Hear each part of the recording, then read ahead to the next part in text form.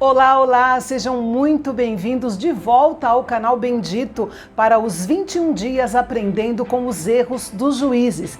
Eu sou Elza Mouraria e vamos juntos aprender novas lições nesta série de estudos. Afinal, mais sábio do que aprender com os próprios erros é aprender com os erros dos outros. Então, vem comigo!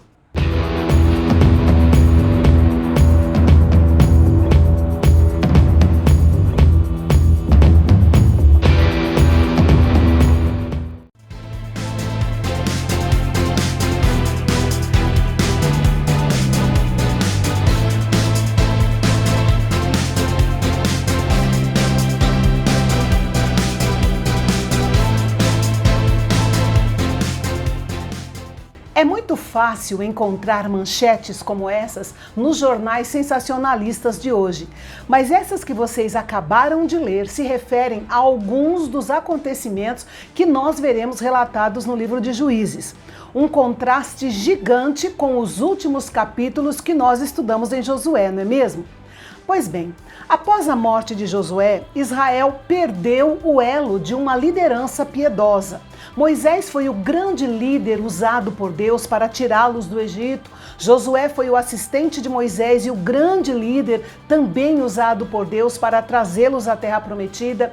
Mas nenhum líder foi nomeado depois dele para guiar a nação. E com isso, a nação de Israel foi se degenerando.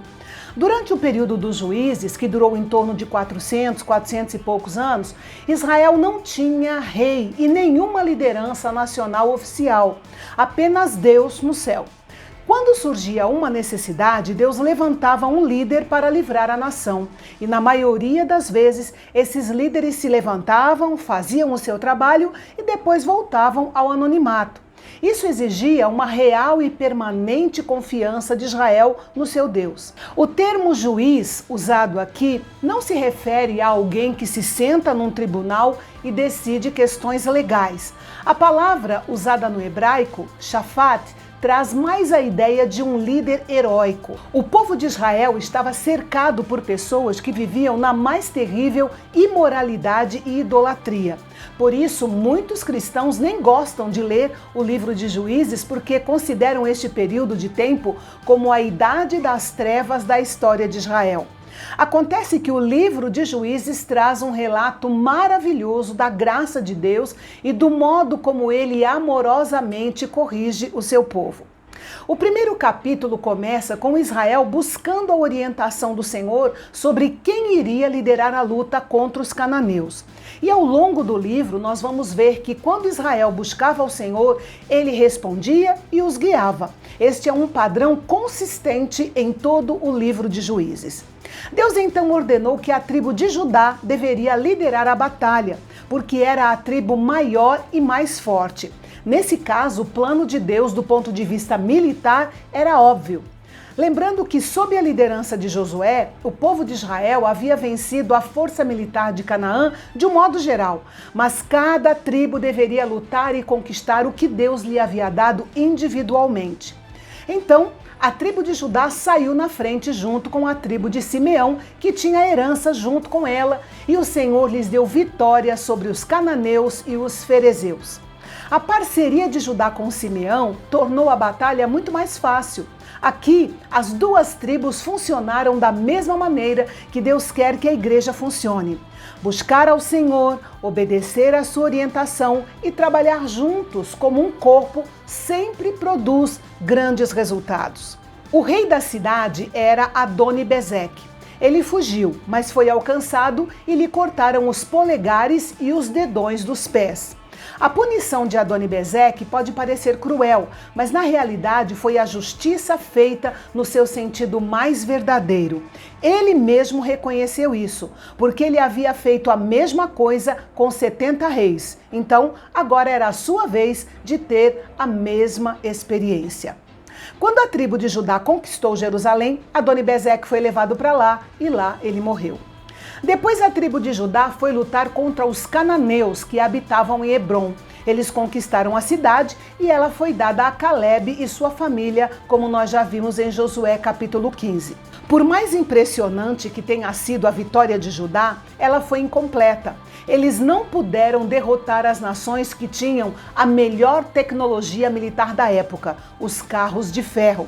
A Bíblia diz que o Senhor estava com os homens de Judá, mas eles não conseguiram expulsar os habitantes dos vales, porque eles possuíam carros de guerras feitos de ferro. Isso soa bem estranho. Será que os carros de ferro eram fortes demais para o Deus de Israel vencê-los? Claro que não. O que nós vemos aqui é a total falta de confiança de Judá na superioridade de Deus sobre a força militar dos cananeus. Carros de guerra até então nunca haviam sido um problema para o povo quando eles confiaram em Deus. A atitude deles deveria ter sido como aquela refletida no Salmo 20. Uns confiam em carros, outros em cavalos, mas nós faremos menção do nome do Senhor nosso Deus. Talvez você pense que não consegue vencer algum pecado na sua vida porque ele parece um carro de ferro, parece invencível. Mas se esse pecado não for expulso da sua vida, acabará lhe destruindo.